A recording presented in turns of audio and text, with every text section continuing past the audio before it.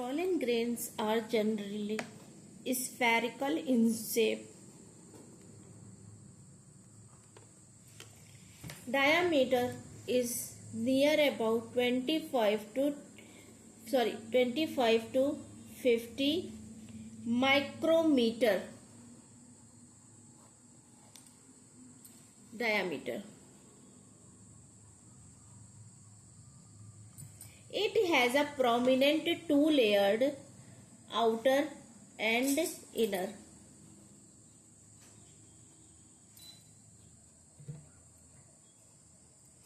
Outer layer is known as exine.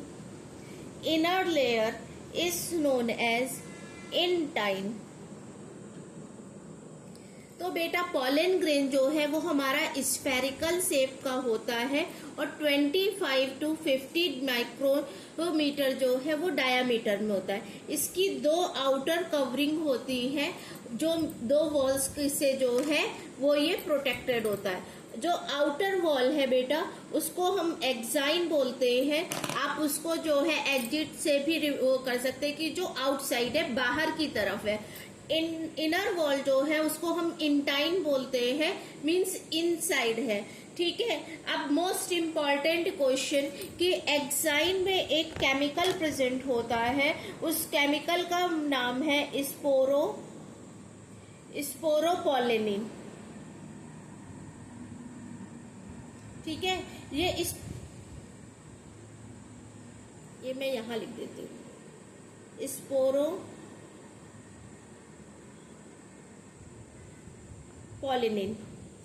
ये इस जो है स्पोरोपोलिनिन मोस्ट रेजिस्टेंट सब्सटेंस है.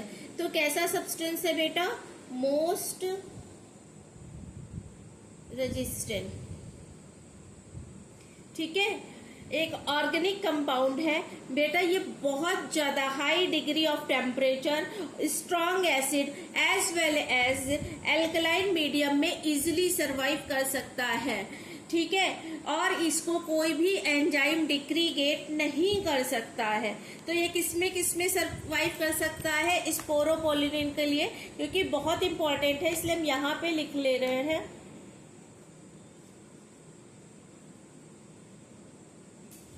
किसमें जो है सरवाइव कर सकता है? एक तो ये बेटा कैसा है? Most resistant. ठीक है बच्चों. ऑर्गेनिक कंपाउंड है, ये हमारा ऑर्गेनिक कंपाउंड है. इसके बाद बेटा इसके लिए इसको हाई टेम्परेचर में भी ये सरवाइव कर सकता है. हाई टेम्परेचर के साथ साथ strong acid, means strong acid में भी ये डिग्रीगेट नहीं होगा. स्ट्रॉन्ग एसिडिक मीडियम में भी ये सरवाइव कर जाएगा.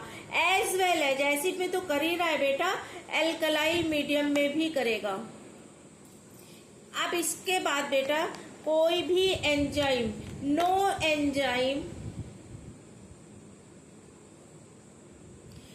Enzyme can डिग्रीगेट. ठीक है. मीन्स स्पोरोपोलिन को डाइजेस्ट करने के लिए कोई एंजाइम नहीं बना है.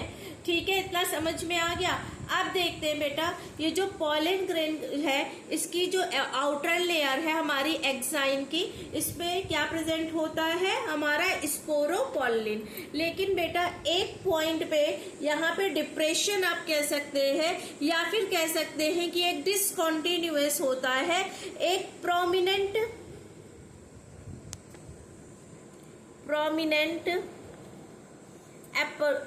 एपर्चर प्रेजेंट होता है, जिसको हम क्या बोलते हैं बेटा? Germ pores. इसी से बेटा जर्म पोर से ही हमारी पॉलन ट्यूब जो है वो ओरिजिनेट होती. तो ये जो प्रोमिनेंट एपर्चर है बेटा, जर्म पोर है, यहाँ पे हमारा स्पोरोपोलिनिन अब्सेंट होता है. ठीक है. यहाँ पे हमारा जो है वो अब्सेंट होता है. और इसी स्पोरोपोलिनिन की वजह से ही जो है हमारा पॉलन ग्रेन जो है वो एज अ फॉसिल्स उसको हम रिकॉर्ड के फॉर्म में रख सकते हैं। इतना हमें एक्साइन के बारे में समझ में आ गया। ठीक है, तो इंटाइन को देख लेते हैं। जो हमारी इनर वॉल है उसको, इनर वॉल को हम क्या बोलते हैं बेटा? इंटाइन। ये हमारी इनर वॉल है पोलन ग्रेन की, इसको हमने क्या बोला? इंटाइन। इंटाइन थिन होती है, लेकिन थिन होने के साथ साथ बेटा ये कॉन्टिन्यूअस होती है। मीन्स इंटाइन में आपके जो है कोई डिप्रेशन, कोई पोर नहीं प्रेजेंट होता, इसकी लेयर जो है वो कॉन्टिन्यूअस होती है। अब बेटा अगर हम इंटाइन की बात करें तो इंटाइन जो है बच्चों वो किससे बना होता है? इंटाइन जो है वो हमारा सेल्यूलोज प्लस पैक्टिन, पैक्टिन का बना होता है, सेलुलोज एंड पैक्टिन का। ठीक है, अब पोलन ग्रेन का जो साइटोप्लाज्म होता है बेटा, ये हमारा जो पोलन ग्रेन का साइटोप्लाज्म होता है वो प्लाज्मा मेम्ब्रेन से क्या होता है? सराउंडेड होता है। ठीक है, अब जब ये पोलन ग्रेन हमारा मैच्योर हो जाता है, आफ्टर मैच्योरिटी, तो क्या होता है बच्चों? देखिए, आफ्टर मैच्योरिटी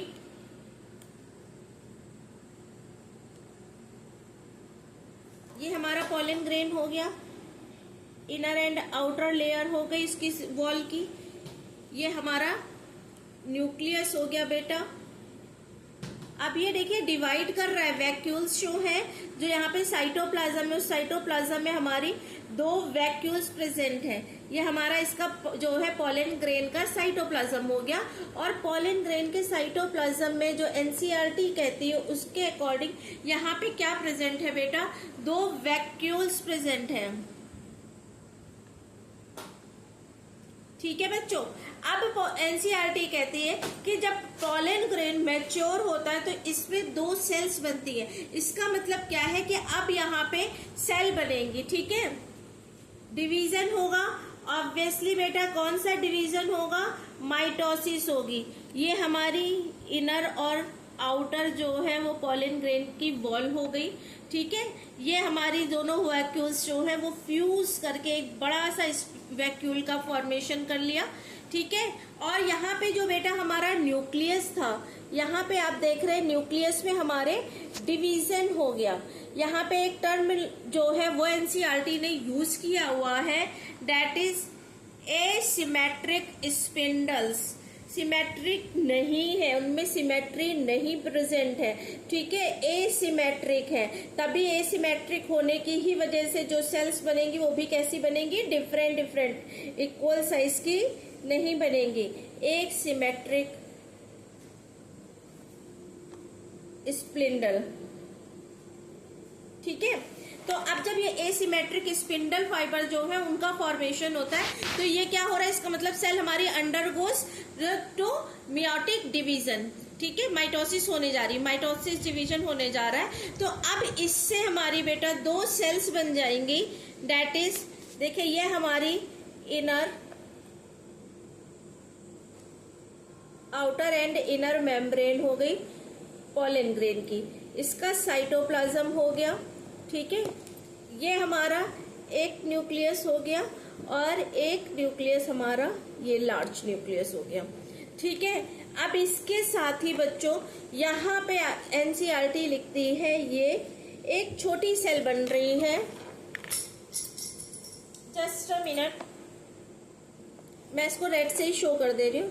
इस तरह से जो है वो एक छोटी सी सेल, स्पिंडल शेप की सेल बन रही है। ठीक है, तो ये जो बड़ी सेल बनी है इसको आफ्टर डिवीजन हमने इसको क्या बोला? वेजिटेटिव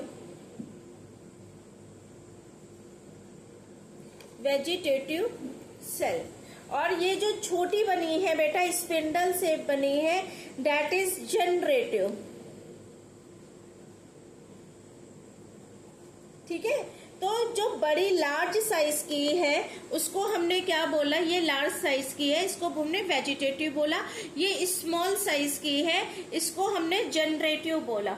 2 सेल्स बनी है, ये बिगर है, इसमें अबेंडेंट ऑफ फूड रिजर्व है। मोस्ट इम्पॉर्टेंट पॉइंट क्या है बेटा?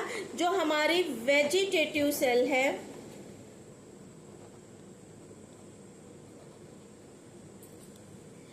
abundant of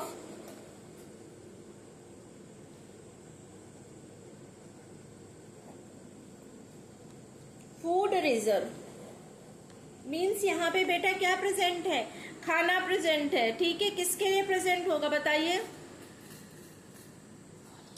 बेटा, जो हमारा पॉलन ग्रेन डेवलप कर रहा है उसी के लिए ना, जो हमारे मेल गैमेट है उसके लिए। और क्या है बेटा, इसका जो न्यूक्लियस आप देख रहे हैं लार्ज साइज का है, लेकिन ये न्यूक्लियस कैसा है बच्चों, इनरेगुलर है। ठीक है, तो इनरेगुलर शेप्ड न्यूक्लियस प्रेजेंट होता है किसमें बच्चों, वेजिटेटिव सेल में। ठीक है, अब अगर हम जनरेटिव सेल की बात करें तो ये हमारी स्मॉल होती है और बेटा क्या करती है, फ्लोट करती है। कहाँ पे फ्लोट करती है, in the cytoplasm of the vegetative cell. ठीक है, it is a spindle shaped, spindle shaped. देखिए स्पिंडल शेप्ड का क्या हो गया मतलब, कुछ इस तरह से, it is a spindle shaped dense cytoplasm. इसमें जो हमारी जनरेटिव सेल है इसमें डेंस जो है वो साइटोप्लाज्म है। ठीक है, डेंस साइटोप्लाज्म एंड न्यूक्लियस। ठीक, इन 60% ऑफ एंजियोस्पर्म, जो 60% एंजियोस्पर्म है बेटा, उनमें पॉलन ग्रेन जो है वो 2 सेल्ड स्टेज में होता है। 2 sailed stage, 2 sailed stage means क्या हो गया, सेम ये जो अभी हमने देखी है vegetative cells and generative cells. ठीक है, तो 60% जो है हमारा एंजियोस्पर्म वो 2 सेल्ड स्टेज में होता है, मीन्स उसमें वेजिटेटिव सेल्स और हमारी जनरेटिव सेल होती है। इन द रिमेनिंग 2 जो इन द रिमेनिंग मीन्स क्या हो गया, जो रिमेनिंग 40% सेल्स है उसमें क्या होता है, रिमेनिंग सेल्स में जनरेटिव सेल्स जो है वो माइटोटिकली डिवाइड कर देती है। तो जनरेटिव सेल्स जो है गोस टू माइटोटिक डिवीजन। ठीक है,